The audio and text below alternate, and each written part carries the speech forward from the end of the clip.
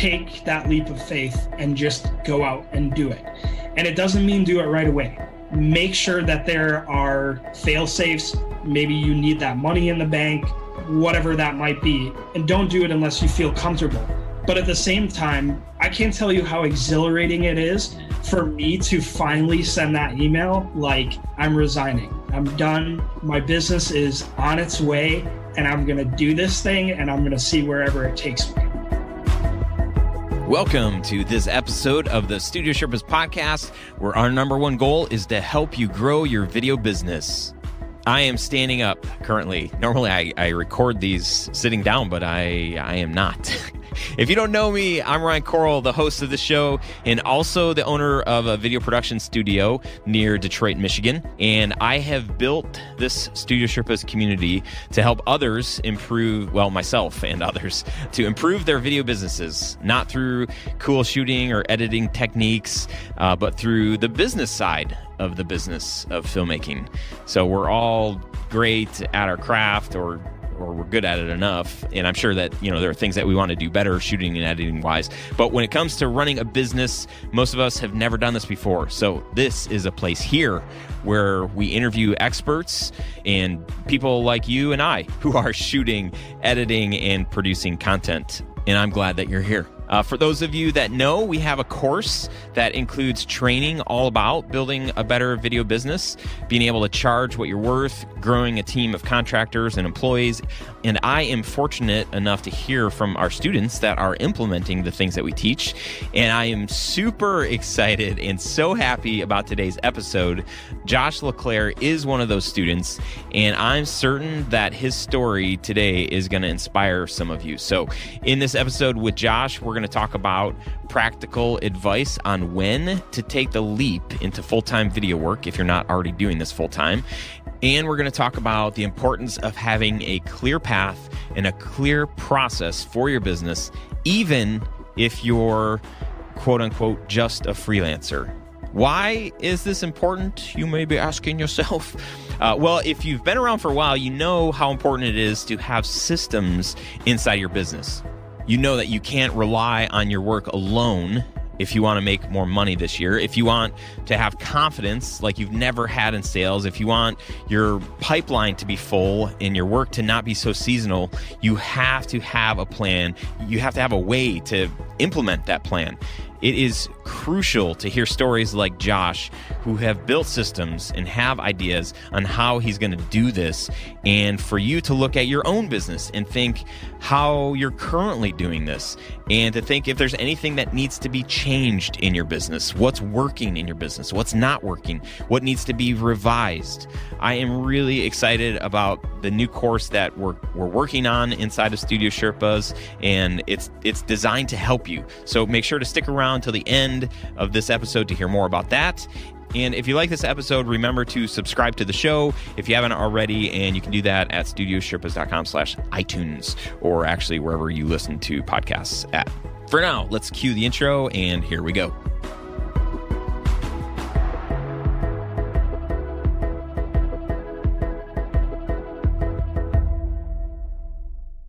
What is up, my friends? Hey, welcome to another edition of the Studio Sherpas podcast. Nice. I am Ryan Coral. I'm your host. And with us today is my friend Josh LeClair from LeClair Photo and Video. Josh, welcome to the show, man. Thank you. Thanks for having me. Here's a fun fact that you guys don't know. My studio is based in Michigan. Guess who else's studio is based in Michigan? You're looking at him. If you're watching on the YouTubes, you see Josh, Northern Michigan. So he's in the UP. So if you guys know Michigan, how do I? It's awkward to do. I'm like over here, and Josh gets the shorthand of the map because like nobody ever does unless they're actually from the Upper Peninsula. But he's like, I'm not. Can you show us? On the Upper Peninsula where you at? Yeah, like right about here. Okay. Somewhere. The main point you have to realize is you guys are below the bridge, so I'm sorry, but you guys are the trolls, so We are the trolls of Michigan. So, hey, this is I'm very excited about this episode. Josh reached out this week to share some news with me, and I was like, oh my gosh, this is amazing. I think that a lot of people want to hear a little bit of your story. So, Josh, share with us what was the big news that you sent me earlier. Yeah. So the big news is I guess third time is the charm.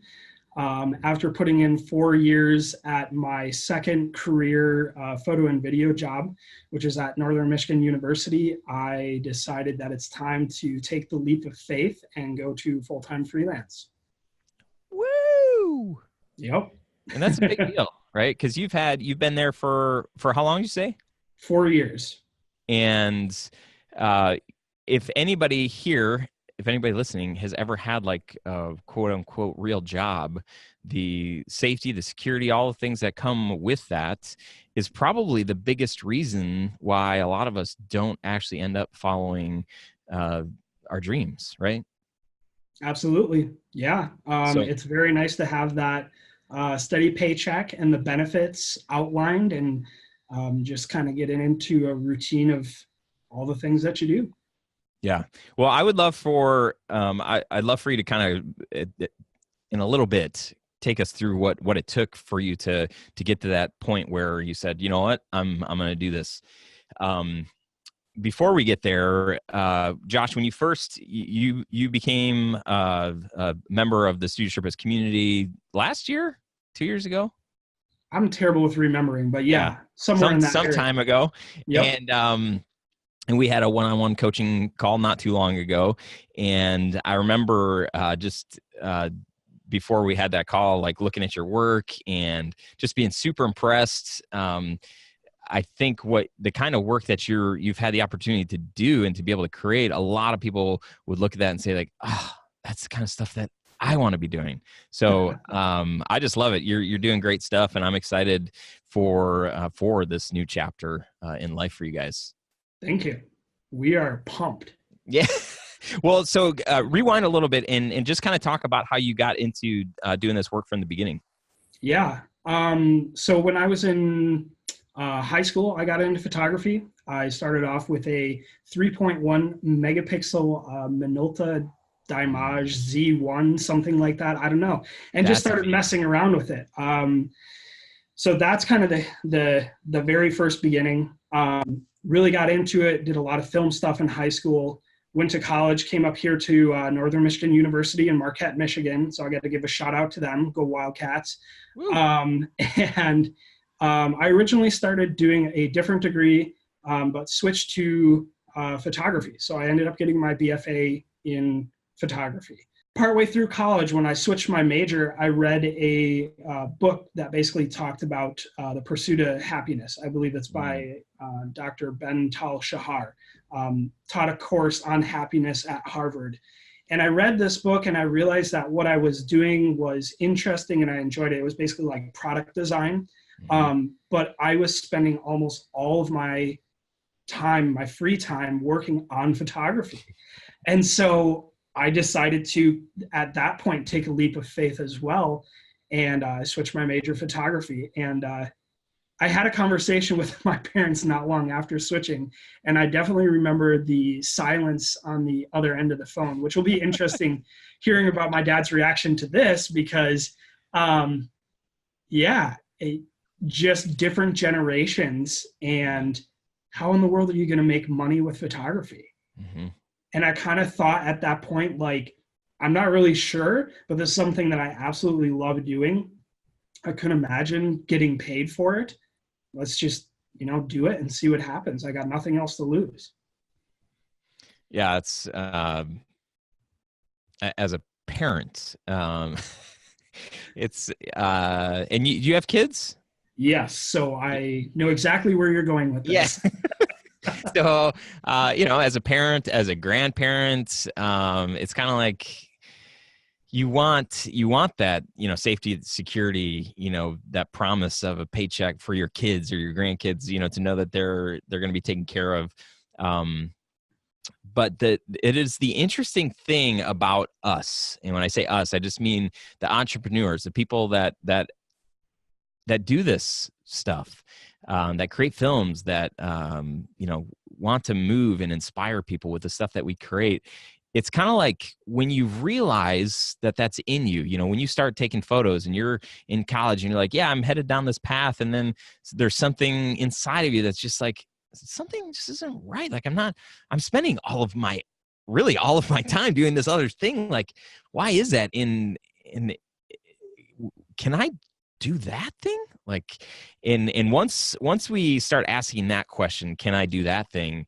Then it's kind of like, forget it. There's no turning back, because then we realize, like, somebody offers $20 for us to, shoot some pictures or something like that. It's like, oh, there's an exchange of currency here.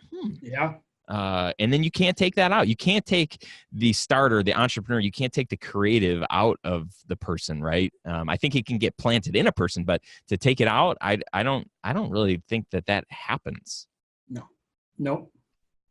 No, it's definitely an addiction that, yeah. That's a good word. Yeah. I don't think you can change it. It's like somebody giving you a new lease on life. Yeah. Yeah. I love that. That's a good analogy. And I would say a lot of people can relate to that and just say, yeah, that's what I felt like. I finally started coming alive when I started filming and started showing people my work, and people were like, oh my gosh, that's cool. And it's like, oh my gosh, like, this is where I fit. This is this is part of my contribution to the world. Yep. So you end up working at the university, and just take us a little bit through that journey, because I feel like your story is going to resonate with a lot of people who have that safe job, and there's nothing. I shouldn't say there's nothing wrong with that. There can be nothing wrong with that. I'll say that. But for the people who are riding the fence and who have just said, like, I just don't know. I love that you're asking that question. Am I doing what I'm supposed to be doing? There is this other thing inside of me. I want to create more. I want to just do film. I just want to shoot. I just want to edit. I want to do that stuff. The fact that you wrestle with that, amazing. Josh, take us through that journey of what did it take for you to say, you know what, like, I'm done just kind of clocking in and clocking out. I have to do freelance. I have to just do this all the time. And I want to do exactly what I want to do. Yeah. I'm super grateful for the opportunity that I got. I went to school here. I left, came back here and brought my wife. And when we moved here, I was technically doing freelance. But there's not a lot of opportunity in this area to do freelance, or at least I didn't think there was at that point. And I wasn't sure how to pitch myself and so on. So I ended up getting a job freelance doing a large photo shoot when they were doing some rebranding for the university. And that was kind of my foot in the door. And from that, I was able to get this job.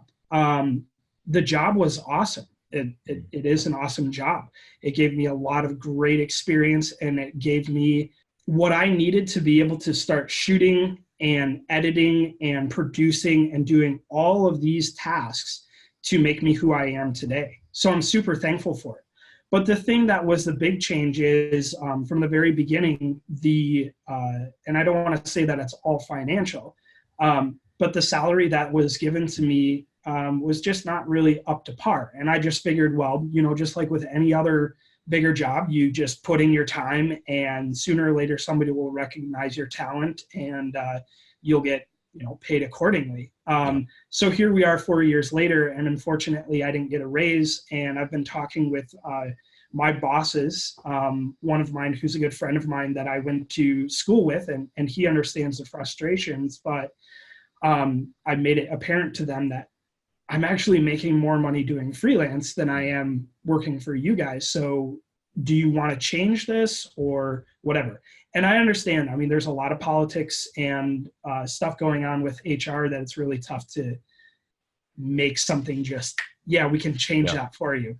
But I guess the other thing is just running my own business and the pure joy that comes with learning and growing and building this business has been absolutely amazing, even over the past 4 years. So that's kind of what led me to finally stepping out on my own. The other big thing is I got a a really awesome opportunity, a large job this past fall that put enough money in our bank account that it was finally like, okay, we can do this. Because we could have done it before, but I've got a wife, 2 kids, car or a house payment. We don't have any car payments, but there's bills to pay, and you want to make sure that you're not just, throwing caution to the wind. You have a plan. But we've had some really good meetings with our accountant, and she said, you know what? If you're ready to do this, you can do it. And it was like, okay, let's do this. As you kind of were coming to that decision, was there one thing that you can point to? You said it wasn't all finances. It sounds like there's a number of things, but in conversations with your wife, or what was that one thing where you're just like, this is it. This is the last time I heard that. Now I'm just doing it. I'm moving forward. We're going to do this. Let's go. Well, I think one thing that's interesting is in any job, whether it's freelance or a full-time job, you're going to have stuff that you're going to do that you're like, oh man, do I really have to do this? Yes. And I think it was the realization for me that that's going to happen. And so originally, and I feel like for a lot of people who do freelance or who want to do freelance, they may look at somebody who's doing freelance and like you said, you put forth your best stuff on the internet, right? And so you get a lot of people who are looking at other people via social media going, man, I wish my work was like them. I wish I could do that. Well, you're just seeing the coolest stuff. Right. You're not seeing all the behind the scenes of the stuff that, you really don't want to do this, but guess what? It pays the bills and it makes people happy and whatever. And so it was a combination with that and just getting some really awesome clients who truly appreciated the work that I was doing. And it's not to say that at my full-time job, I didn't have that, but I just had a couple of clients that every time I sent them something, they were ecstatic. And that sort of reaction to your work is so rewarding. Mm-hmm. Yeah, that's really good. How to phrase this? You're at university, good job, fine job, whatever, awesome opportunity for you. But now the next job, this new thing, it's quite different from that.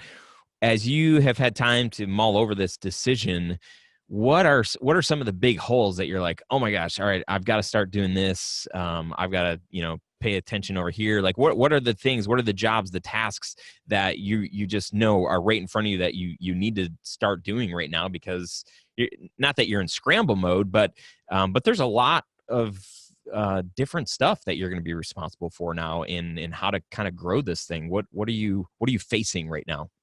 Yeah, I think the biggest thing is just making sure that I'm going to be taking on a bunch more clients and a bunch more work.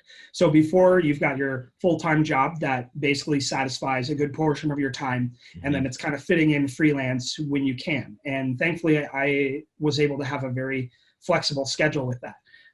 Now it's doing things like, well, I should probably start updating my social media on a regular basis. My website needs an update.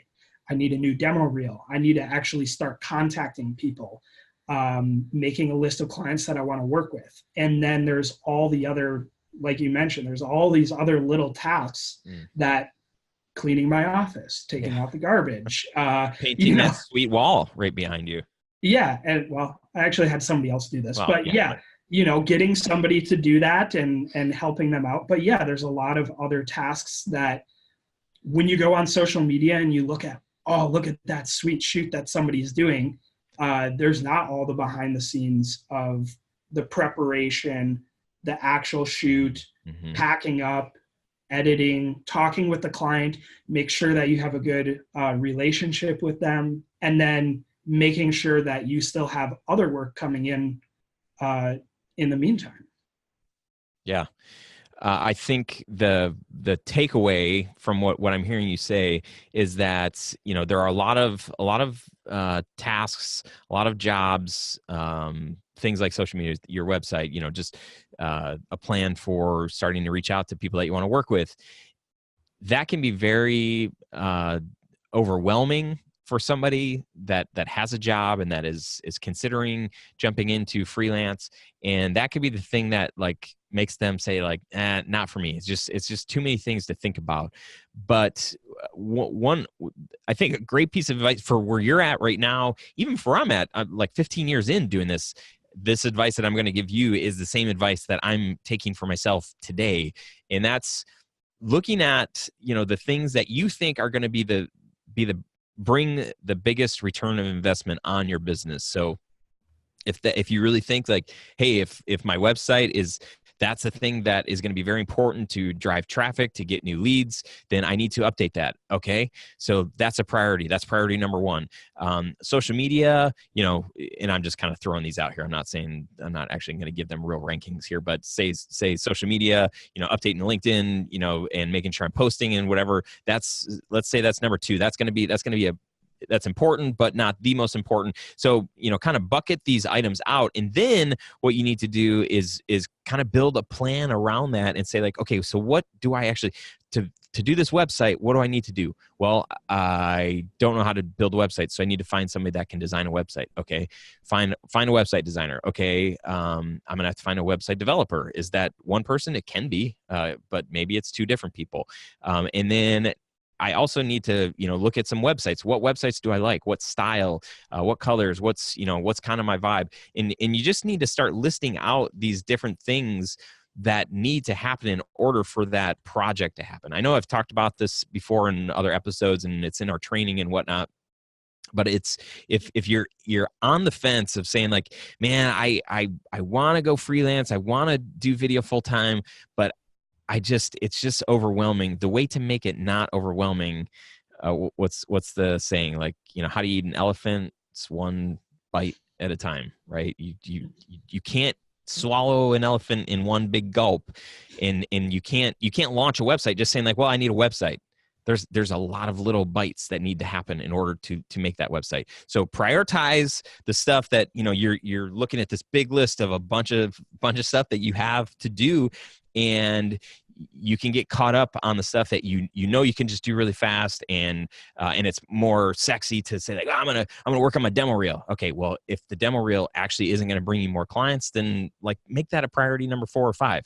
If the website, if that's going to be your number one thing, or you think it's going to be, then make that number one and start working there, even though it's going to be tedious and like writing copy and trying to figure out like what are the tabs that I'm going to have at the time.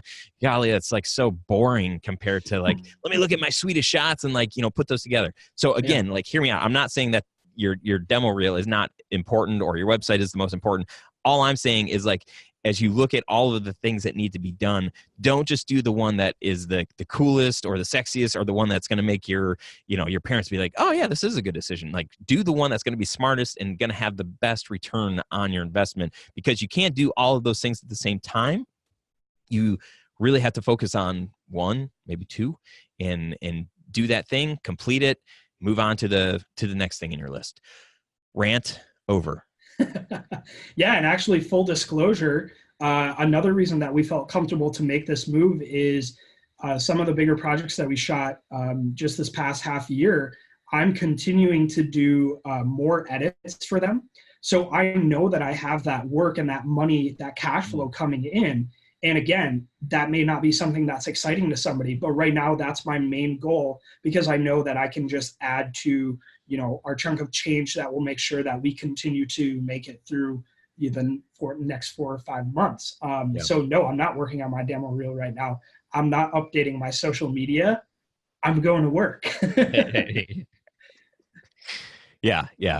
I it's so tempting though, and I know I'm really just talking to myself when I say like, oh yeah, don't update your demo reel. I'm just saying like, Coral, like seriously, that's the most fun, but like it's not about fun right now. It's about like building a foundation that in a year from now you're going to be able to look back and say, man, I'm glad I put the work in on that stuff that wasn't super sexy, because I'm still doing this work a year later. Yep. That's just the way it goes. And then I throw my phone around and it lands on the floor and like whatever. So what's your plan for finding new work? Yeah. So of the 2 big projects that I finished up this past year, One of them is completed. The other one is just getting wrapped up. And both of those will be sent out to new potential clients. We'll put it up on social media. And really, it's going to be a matter of making good connections and either cold calling them, cold emailing them. I belong to the video blueprint method, so we'll throw that in there. So that's something that we're going to be implementing as well, sitting down with clients and going over what their plans are going to be. And really what I've found is the way that I'm getting a lot more work is just educating, sitting down with clients and talking about them and what they think their needs are and going over with what we can provide to them. And that's really what's gotten me a lot of work. There's been some word of mouth. I don't think I've gotten anything via social media or website. They're good things to have, but it's really that reaching out to people, that direct connection, showing them work that you've done, and then, hoping that they'll take a bite. Yeah, I think is it like a bite of the elephant? I see what you did there. I see exactly. What you did. Yeah, I mean, Josh is referencing the video blueprint method, which I think we've talked about on the show before, but if you're not familiar with it, basically this is what we use today to pitch to new clients that call us and say, hey, we need video. And then we ask them how comfortable are you with leading this project and directing the piece? And most people that call us are kind of not kind of we kind of know what we want. And as soon as I hear kind of, and when I know it's not an agency that's giving us storyboards, we know that these people are going to need help in pre-production. So for us to charge them and to have a workshop with them to walk through what it is they actually need, that is becoming one of our best tools for winning bigger jobs. And even as Josh is saying, that whole idea of being able to sit down with somebody, sit across from somebody, sit alongside them, come alongside a business and say okay, tell me about your business goals and what you guys are all about. And, I'll tell you what we do and how we help businesses. And there might be a fit here. When you can do that rather than just put a new video on social or, just have your website be the thing that you're hoping, shows your portfolio and gets somebody to understand what you're all about. That's that's good. And that's a part of the equation, but it's not. As soon as you have that human connection with somebody, whether it's on the phone or in person or whatever, it's like a whole new level. And that's really when trust is built. And so if you think that you can build a business just by posting on Instagram, you might be one of the very, very few that can do that. Parker Walbeck, we had him on recently. Just listened to it yesterday. I mean, he's one of those people that his work is so stinking pretty and amazing that it's you can just put stuff on Instagram and people are probably going to call you. I think our stuff is great, but it doesn't have that appeal, that same appeal. So we have to figure out a different way to reach the kind of clients that we want to work with. And then eventually they will look at our social, and if it's terrible, then they're going to be like, dude, what's up with your social? But if it's good, if it's consistent with who we are and what we're all about, then that's fine. So anyway, long story longer, if you can figure out a way to sit across from somebody and build trust, build a relationship, that's where you're going to find the most fulfillment in the work that you're doing. That's where your clients are going to feel like they can trust you, that they're not just hiring somebody because they're the cheapest company, but they're hiring somebody that knows this company is going to deliver on what they say that they're going to do. Absolutely. Well, I'm curious to know, you've been a part of the Studio Sherpas community and you've gone through some of the course. No, I'm sure you've done all the course multiple times over. Is there anything that you feel has equipped you that you've learned through Studio Sherpas that is going to help you moving forward in your business? And if not, then just say pass and let's cut this from the podcast episode. I'm just kidding. No, that's actually one of the things that I will be doing as well, is going back through the course again, because I think as you continue to go through it, you learn something new every time. Mm-hmm. But I think, like we were just talking about, you're kind of making a goal of who you're going to reach out to, how you're going to reach out to them, and then making that connection with them. And I think some of the stuff that you guys have gone through it's hard for me to pick one specific thing that stuck out to me, but it's more the overall, the confidence. I know that Parker also talked about confidence, and being able to use that confidence and go into a potential client and say, I can do a really good job for you. I can make you a video that's going to produce results, and you are going to be satisfied with the product. Yeah, having that confidence makes all the difference. I remember when we were about 2 years into our business, maybe close to 3. And I had designed our logo. I came up with the name. I built the website. I was doing all of that branding stuff, and I felt fine with it. I wasn't like super like overly confident about it. But then when I had DJ, my friend from One Brand Studio, who you guys have heard me talk about before, he said, hey, I'd love to help you out with some branding stuff. And I'm like, okay, I don't even know what that means. But we sat down. He asked me a ton of questions about me, about the business, about what we wanted to do, ideal clients, all this stuff. And here I thought like he's just kind of like a graphic designer who's going to make us a cool logo. He did make us a cool logo, but he did so much more as he explained the decisions that he was making with the copy that would go on our website, and with the logo, and with the tagline, and all this stuff. After that experience for me, I had this incredible amount of confidence that I felt like I could sell our work to anybody in the world. Like I was like, this is us.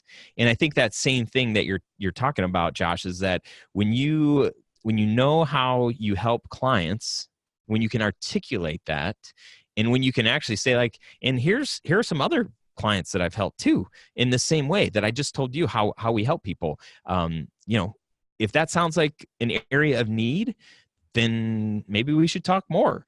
And to be able to say that in a way that is helpful, it's not like you're not trying to sell something that this person doesn't want. You're just kind of saying like, here's what we do. Here's who we help. Does that sound like something that would be helpful for you? You give that person an opportunity to say like, oh my gosh, totally. Or, no, not right now. Or I don't think ever, and that's fine. But it puts you in a position of confidently saying, here's who we are, here's what we do. And I'm not apologizing for it. But I remember in the early days, kind of apologizing. I'm a videographer. We make videos for businesses, and just kind of like closing my eyes and just like putting, are they looking at me still, and hoping that they're like, oh, sweet, we need a video. Nobody ever said, well, I shouldn't say nobody ever said that, but just having like no confidence. It just makes my heart race a little bit, remembering those days of apologizing as I'm sharing what we're all about. And that's so backwards. So if you're in that spot of feeling like low confidence, the course that we offer really is built to help you gain confidence and feel like, no, this is me. It's like the da, da, da, da, da, this is me. Okay, I don't sing on the show, but Greatest Showman, yeah, that song. And Nice. Anyway, I digress. What do you have to say to all that, Josh? Yeah. Exactly. 4 years ago, when I moved up here, 5 years ago, when my wife and I moved up here, if I would have tried to do what I'm doing now, I didn't know what to do. Same thing. Running a business, whether it's video production or photo or both, it's more than just making pretty pictures. There's a whole bunch of other stuff that goes behind the scenes.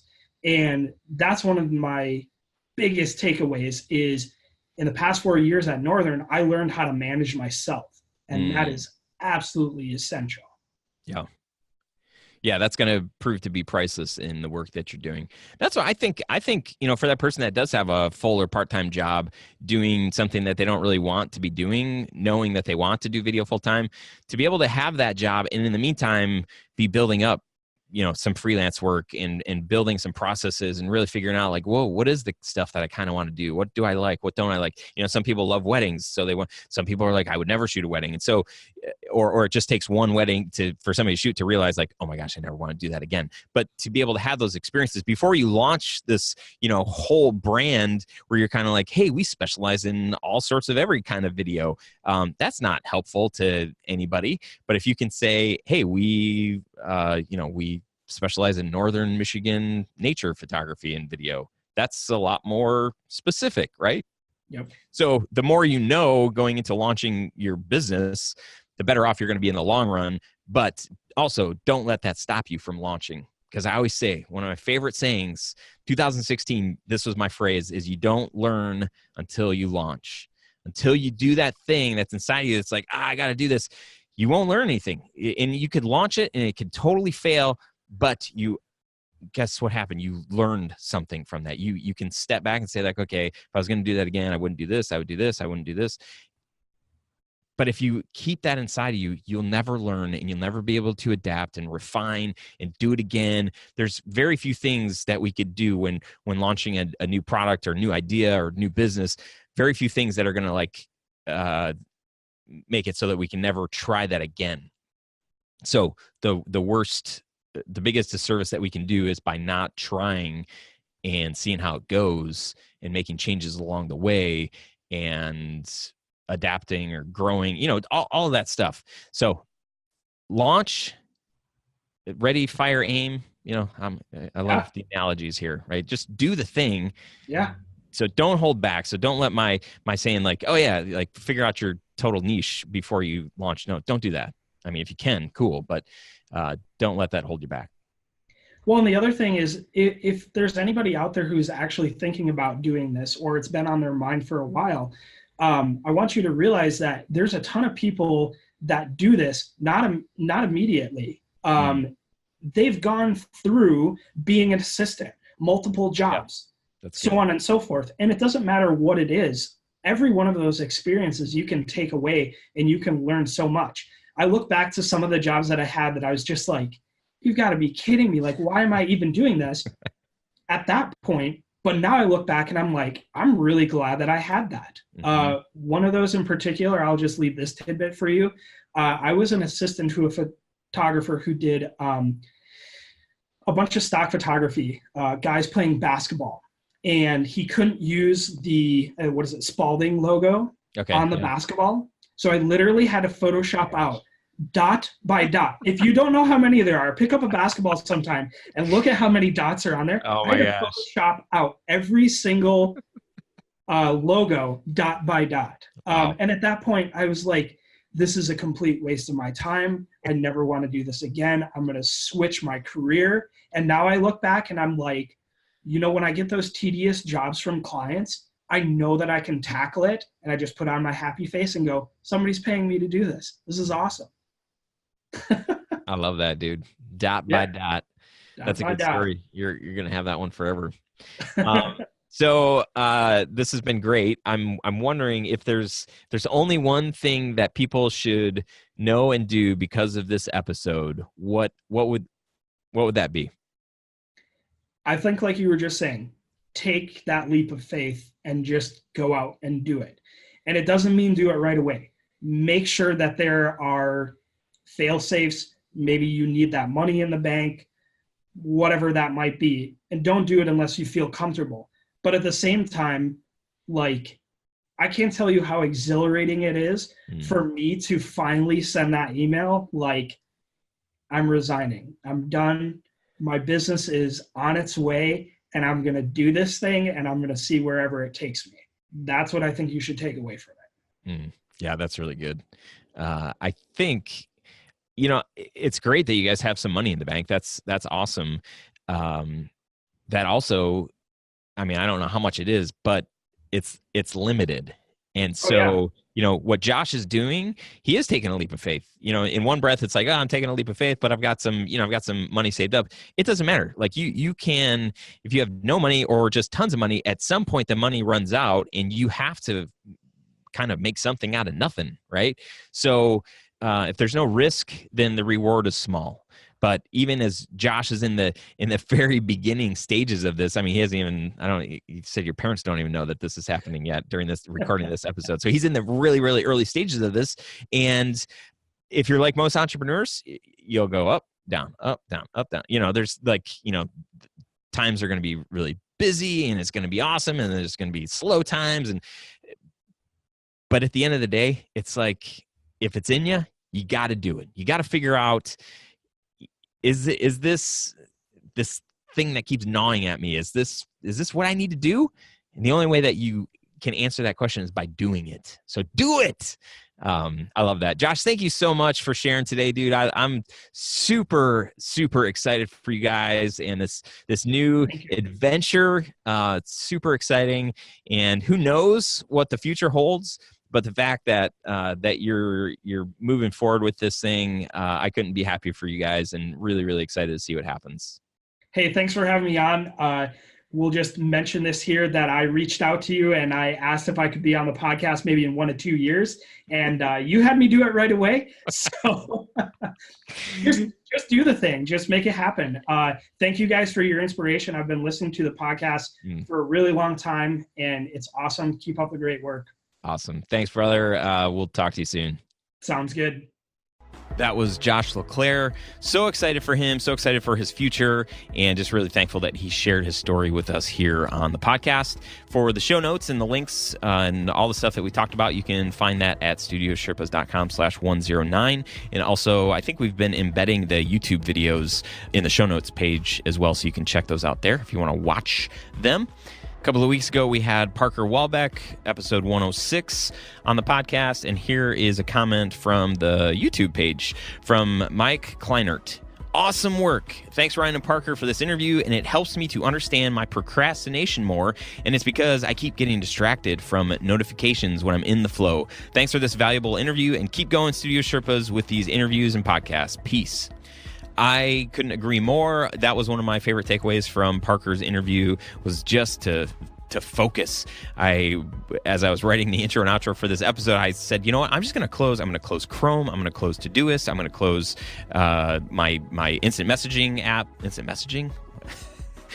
Text messaging, whatever, that iMessages. There we go. My goodness, I'm showing my age here. But I did that, and I was like, I wasn't distracted to like open up other apps because they were closed, and it would have taken more time. So anyway, super good. Thanks for the feedback there. If you missed Parker's episode, it's one of our most listened to sessions ever. He's got some solid business practices that he shares outside of, the turning off notifications. And he shares how he's built a company that's really killing it. And he's offered a very generous discount to our community with his training. So make sure to check that out at studiosherpas.com/106. There's links to the free training that he has, and then a link to the paid course that he has as well. I wanted to just share a little bit about this new course that we're working on. The original course that we built, Selling Like a Sherpa, launched in 2016 and was built primarily around sales for video professionals. And the course that's going to be released soon is called the Video Business Academy. And I couldn't be more excited about it. It's just been like a fire in my belly that I've been dreaming about, making notes about for the longest time, about all the things that we're going to cover in this academy. And we're not just interested in making more money in our businesses. I mean, I do want you to make more money, but I'm really wanting to grow a community of filmmakers and business owners that are committed to each other into the process of building sustainable businesses that can endure through tough times, and one that doesn't just leave you guessing if you're going to make payroll this week, because I've been there, or if you have enough money to take your significant other on a date Saturday night. So if you're serious about taking your video business to the next level, become part of the movement and sign up at studiosherpas.com/tribe. Next week, Chris Do. This is a must-listen to episode. If you're on YouTube, you can catch it on our channel there, or just listen to the podcast. But for those of you who don't know Chris, this guy has a couple of businesses. He started doing motion design back in the 90s before it was even called motion design. So he has a ton of experience in the world of video. I think their minimum engagement with clients now is like $200,000. That's a great starting point. But more recently, he's built an education branch, and this guy brings the heat in next week's episode like no other. There are so many golden nuggets in this episode. I was writing notes the whole time. I'm certain you guys are going to eat it up. Let's take a quick listen at next week's episode with Chris Do from The Future. Best name ever. Love the name of that company.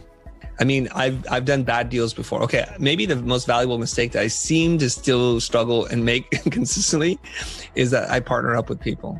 I've learned over time that I'm not a good partner.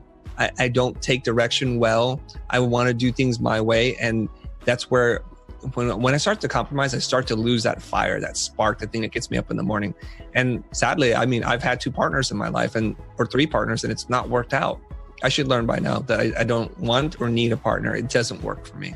Okay, friends, I love you all. Thank you for listening to this entire episode. You made it really far. This is awesome. It means so much. Seriously.